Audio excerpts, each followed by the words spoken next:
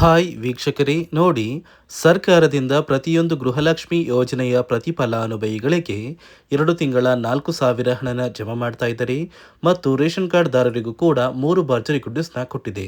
ಇಲ್ಲಿ ಗೃಹಲಕ್ಷ್ಮಿ ಯೋಜನೆಯ ಪ್ರತಿ ಫಲಾನುಭವಿಗಳಿಗೆ ನಿಮ್ಮ ಬ್ಯಾಂಕ್ ಖಾತೆಗೆ 28 ಮತ್ತು 29ನೇ ಕಂತಿನ ಹಣನ ಸರ್ಕಾರ ಈಗಾಗಲೇ ಜಮಾ ಮಾಡಿದೆ. ಇದರ ಜೊತೆಗೆ ಬಾಕಿ ಇರುವ 26 ಮತ್ತು 27ನೇ ಕಂತಿನ ಹಣ ಕೂಡ ನಿಮ್ಮ ಬ್ಯಾಂಕ್ ಖಾತೆಗೆ ಸರ್ಕಾರ ಜಮಾ ಮಾಡ್ತಾ ಇದ್ದು, ನಾಳೆ ಸೋಮವಾರ ಏಪ್ರಿಲ್ 6ರಂದು ಕರ್ನಾಟಕದ 28 ಜಿಲ್ಲೆಗಳಿಗೆ 4 ತಿಂಗಳ ಗೃಹಲಕ್ಷ್ಮಿ ಯೋಜನೆಯ 8,000 ಹಣ ಜಮಾ ಆಗ್ತಾ ಇದೆ.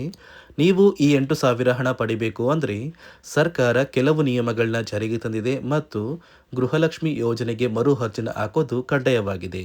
ಅದೇ ರೀತಿ ರೇಷನ್ ಕಾರ್ಡ್ದಾರರು ಹೊಸ ರೇಷನ್ ಕಾರ್ಡ್ಗೆ ಅರ್ಜಿ ಹಾಕೋದಕ್ಕೆ ಕೂಡ ಸರ್ಕಾರ ಆಹ್ವಾನ ಕೂಡ ಮಾಡಿದ್ದು, ಸರ್ಕಾರದಿಂದ ಏನೆಲ್ಲ ಮಾಹಿತಿ ಬಂದಿದೆ ಅಂತ ತಿಳ್ಕೊಳ್ಳೋಣ. ಅದಕ್ಕಿಂತ ಮೊದಲು ನೋಡಿ ವೀಕ್ಷಕರೇ, ನೀವೇನಾದ್ರೂ ಇನ್ನೂ ಕೂಡ ನನ್ನ ಚಾನಲ್ನ ಸಬ್ಸ್ಕ್ರೈಬ್ ಆಗಿಲ್ಲ ಅಂದರೆ ದಯವಿಟ್ಟು ಪ್ರತಿಯೊಬ್ಬರು ಚಾನಲ್ನ ಸಬ್ಸ್ಕ್ರೈಬ್ ಮಾಡ್ಕೊಳ್ಳಿ, ಹಾಗೆ ವಿಡಿಯೋಗೆ ಒಂದು ಲೈಕ್ನ ಕೊಡಿ. ಹೌದು ವೀಕ್ಷಕರೇ, ಸರ್ಕಾರ ಕೊನೆಗೂ ಪ್ರತಿಯೊಂದು ಗೃಹಲಕ್ಷ್ಮಿ ಯೋಜನೆಯ ಫಲಾನುಭವಿಗಳಿಗೆ ಒಟ್ಟು ಗೃಹಲಕ್ಷ್ಮಿ ಯೋಜನೆಯ 2 ತಿಂಗಳ 4,000 ಹಣನ ಜಮಾ ಮಾಡಿದೆ.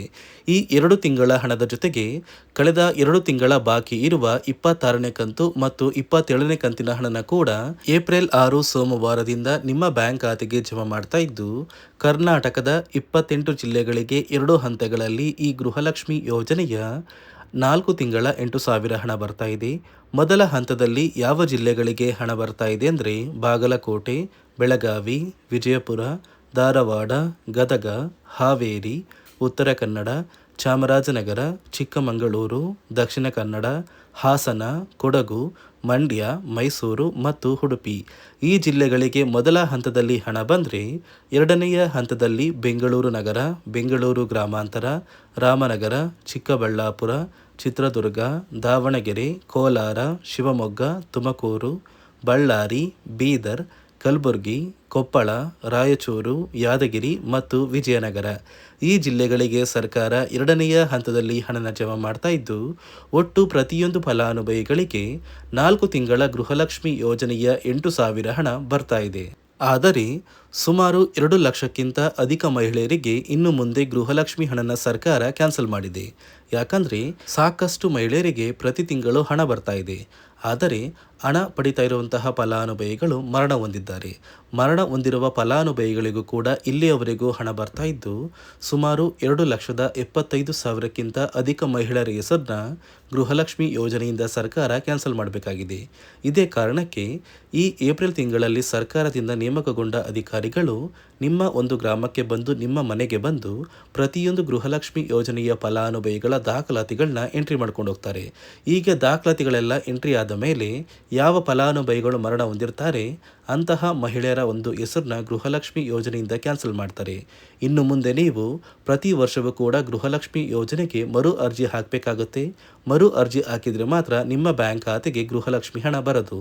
ಅದೇ ರೀತಿ ನಿಮ್ಮ ಬ್ಯಾಂಕ್ ಖಾತೆಗೆ ಈಗಾಗಲೇ ಗೃಹಲಕ್ಷ್ಮಿ ಯೋಜನೆಯ 26, 27ನೇ ಕಂತಿನ ಹಣ ಬಂದಿದ್ರೆ 28 ಮತ್ತು 29ನೇ ಕಂತಿನ ಹಣನ ಏಪ್ರಿಲ್ 10ರೊಳಗೆ ಸರ್ಕಾರ ಪ್ರತಿಯೊಂದು ಫಲಾನುಭವಿಗಳಿಗೆ ಜಮಾ ಮಾಡ್ತಾ ಇದೆ. ಅದೇ ರೀತಿ ರೇಷನ್ ಕಾರ್ಡ್ ಹೊಂದಿರುವ ಪ್ರತಿ ಫಲಾನುಭವಿಗಳಿಗೂ ಸರ್ಕಾರ 3 ಮುಖ್ಯವಾದ ಭರ್ಜರಿ ಗುಡ್ ನ್ಯೂಸ್ನ ಕೊಟ್ಟಿದ್ದು, ಮೊದಲ ಒಂದು ಗುಡ್ ನ್ಯೂಸ್ ಬಂದು, ಈಗ ಸರ್ಕಾರ ಸುಮಾರು 1,50,000ಕ್ಕಿಂತ ಹೊಸ ರೇಷನ್ ಕಾರ್ಡ್ಗೆ ಅರ್ಜಿನ ಸ್ವೀಕಾರ ಮಾಡ್ತಾ ಇದ್ದಾರೆ. ನೀವು ಕೂಡ ಹೊಸ ರೇಷನ್ ಕಾರ್ಡ್ನ ಪಡಿಬೇಕು ಅಂದರೆ ಆದಷ್ಟು ಬೇಗ ಹೊಸ ರೇಷನ್ ಕಾರ್ಡ್ಗೆ ಅರ್ಜಿನ ಹಾಕಿ. ಅದೇ ರೀತಿ ಎರಡನೆಯ ಒಂದು ಗುಡ್ ನ್ಯೂಸ್ ಬಂದು, ನಿಮ್ಮ ಒಂದು ರೇಷನ್ ಕಾರ್ಡ್ಗೆ ಪ್ರತಿ ತಿಂಗಳು ಸರ್ಕಾರ ಉಚಿತ ಅಕ್ಕಿ ಕೊಡ್ತಾ ಇತ್ತು. ಈ ಉಚಿತ ಅಕ್ಕಿ ಜೊತೆಗೆ ಇನ್ನು ಮುಂದೆ ನಿಮಗೆ ಪ್ರತಿ ತಿಂಗಳು 5ರಿಂದ 6 ರೀತಿಯ ಆಹಾರ ಪದಾರ್ಥಗಳನ್ನ ಉಚಿತವಾಗಿ ಸರ್ಕಾರ ಕೊಡ್ತಾ ಇದ್ದು, ಪ್ರತಿ ಫಲಾನುಭವಿಗಳು ಈ ಒಂದು ಸೌಲಭ್ಯ ಏಪ್ರಿಲ್ ತಿಂಗಳಿಂದ ಸಿಗ್ತಾ ಇದೆ. ಅದೇ ರೀತಿ ಮೂರನೆಯ ಒಂದು ಗುಡ್ ನ್ಯೂಸ್ ಬಂದು, ನಿಮ್ಮ ಒಂದು ರೇಷನ್ ಕಾರ್ಡ್ಗೆ ನೀವು ಅನ್ನಭಾಗ್ಯ ಯೋಜನೆಯ ಉಚಿತ ಅಕ್ಕಿ ಪಡಿಬೇಕು ಅಂದರೆ ಆ ಒಂದು ಬಯೋಮೆಟ್ರಿಕ್ ಮಷೀನಲ್ಲಿ ಬೆರಳಿಡುವಂತಹ ಅವಶ್ಯಕತೆ ಇಲ್ಲ. ಯಾಕಂದರೆ ಸಾಕಷ್ಟು ಫಲಾನುಭವಿಗಳು ಆ ಒಂದು ಮಷೀನಲ್ಲಿ ಹೇಳಿಟ್ಟಾಗ ವರ್ಕ್ ಆಗ್ತಾ ಇಲ್ಲ. ಅದೇ ಕಾರಣಕ್ಕೆ ಒಂದು ದಾಖಲಾತಿಗಳಲ್ಲಿ ನಿಮ್ಮ ಒಂದು ಹೆಸರನ್ನ ಎಂಟ್ರಿ ಮಾಡಿ ಆ ಒಂದು ಅಧಿಕಾರಿಗಳು ಸರ್ಕಾರದಿಂದ ಸಿಗುವ ಸೌಲಭ್ಯನ ಕೊಡಬೇಕು ಅಂತ ಸರ್ಕಾರ ಆದೇಶ ಕೊಟ್ಟಿದೆ. ಅದೇ ರೀತಿ ನಿಮ್ಮ ಬ್ಯಾಂಕ್ ಖಾತೆಗೆ ಗೃಹಲಕ್ಷ್ಮಿ ಹಣ ಬರಬೇಕು ಅಂದರೆ ಮತ್ತು ಈ ಸೌಲಭ್ಯಗಳು ಬರಬೇಕು ಅಂದರೆ ಸರ್ಕಾರ ಕೆಲವು ನಿಯಮಗಳನ್ನ ಜಾರಿಗೆ ತಂದಿದೆ.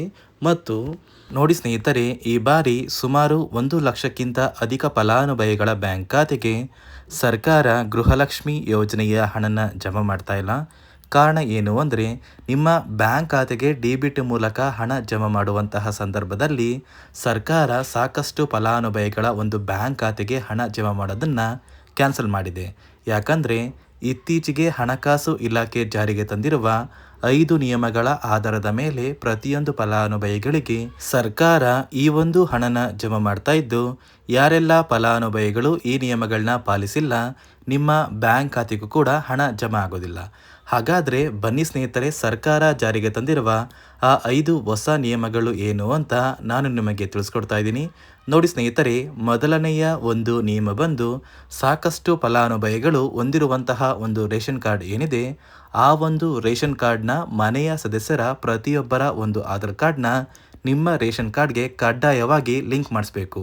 ಅಂದರೆ ಈ ಒಂದು ಲಿಂಕ್ ಮಾಡಿಸುವಂತಹ ಒಂದು ಪ್ರೊಸೀಜರ್ಗೆ ಸರ್ಕಾರ KYC ಅಂತ ಕರೀತಾರೆ. ನಿಮ್ಮ ರೇಷನ್ ಕಾರ್ಡ್ಗೆ ಇನ್ನೂ ಸಹ KYC ಆಗಿಲ್ಲ ಅಂದರೆ ನಿಮ್ಮ ಬ್ಯಾಂಕ್ ಖಾತೆಗೆ ಸರ್ಕಾರ ಮುಂದಿನ ದಿನಗಳಲ್ಲಿ ಗೃಹಲಕ್ಷ್ಮಿ ಯೋಜನೆಯ ಹಣನ ಕ್ಯಾನ್ಸಲ್ ಮಾಡುತ್ತೆ.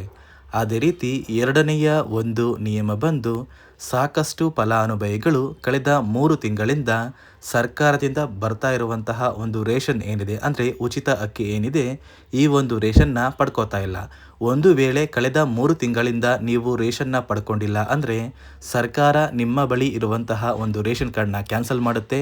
ನಿಮ್ಮ ರೇಷನ್ ಕಾರ್ಡ್ನ ಸರ್ಕಾರ ಕ್ಯಾನ್ಸಲ್ ಮಾಡಿದರೆ ನಿಮ್ಮ ಬ್ಯಾಂಕ್ ಖಾತೆಗೆ ಗೃಹಲಕ್ಷ್ಮಿ ಯೋಜನೆಯ ಹಣ ಇರ್ಬೋದು ಮತ್ತು ಸರ್ಕಾರದಿಂದ ಬರುವಂತಹ ಒಂದು ಸೌಲಭ್ಯಗಳನ್ನ ನೀವು ಕಳ್ಕೋಬೇಕಾಗುತ್ತೆ.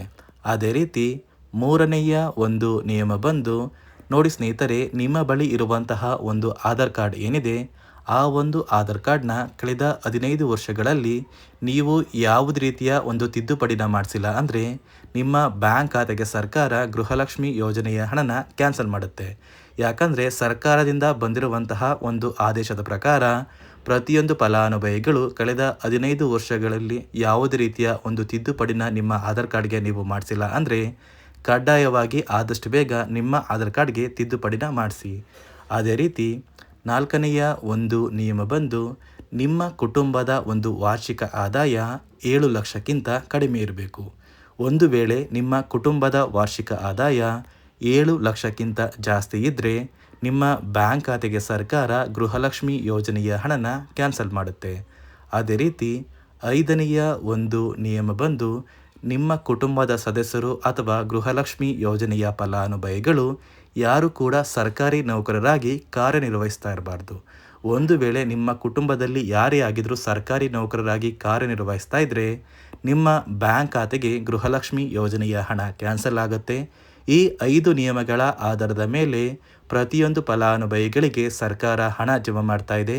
ಒಂದು ವೇಳೆ ನೀವು ಈ 5 ನಿಯಮಗಳನ್ನ ಪಾಲಿಸಿಲ್ಲ ಅಂದರೆ ನೀವು ಕೂಡ ಗೃಹಲಕ್ಷ್ಮಿ ಯೋಜನೆಯ ಹಣದಿಂದ ವಂಚಿತರಾಗಬೇಕಾಗುತ್ತೆ. ನೋಡಿ ವೀಕ್ಷಕರೇ, ನಿಮ್ಮ ಬ್ಯಾಂಕ್ ಖಾತೆಗೂ ಕೂಡ ಸರ್ಕಾರದಿಂದ ನಾಳೆ ಸೋಮವಾರ ಏಪ್ರಿಲ್ 6ರಂದು ಕರ್ನಾಟಕದ ಒಟ್ಟು 28 ಜಿಲ್ಲೆಗಳ ಪ್ರತಿ ಫಲಾನುಭವಿಗಳಿಗೆ 2 ಹಂತಗಳಲ್ಲಿ 4 ತಿಂಗಳ ಗೃಹಲಕ್ಷ್ಮಿ ಹಣ ಬರ್ತಾ ಇದೆ. ಅದೇ ರೀತಿ ರೇಷನ್ ಕಾರ್ಡ್ ಹೊಂದಿರುವ ಪ್ರತಿ ಕಾರ್ಡ್ದಾರರಿಗೂ ಕೂಡ ಸರ್ಕಾರ 3 ಗುಡ್ ನ್ಯೂಸ್ನ ಕೊಟ್ಟಿದ್ದು ಪ್ರತಿಯೊಬ್ಬರಿಗೂ ಪ್ರತಿ ಸೌಲಭ್ಯ ಸಿಗುತ್ತೆ ಅಂತ ಹೇಳ್ತಾ, ಇದಿಷ್ಟು ಸರ್ಕಾರದಿಂದ ಬಂದಿರುವ ಹೊಸ ಮಾಹಿತಿಯಾಗಿದೆ. ನಾನು ಕೊಟ್ಟಿರುವ ಮಾಹಿತಿ ನಿಮಗೆ ಇಷ್ಟ ಆಗಿದ್ದಲ್ಲಿ ದಯವಿಟ್ಟು ಪ್ರತಿಯೊಬ್ಬರು ನನ್ನ ಚಾನಲ್ನ ಸಬ್ಸ್ಕ್ರೈಬ್ ಮಾಡ್ಕೊಳ್ಳಿ, ಹಾಗೆ ವಿಡಿಯೋಗೆ ಒಂದು ಲೈಕ್ನ ಕೊಡಿ.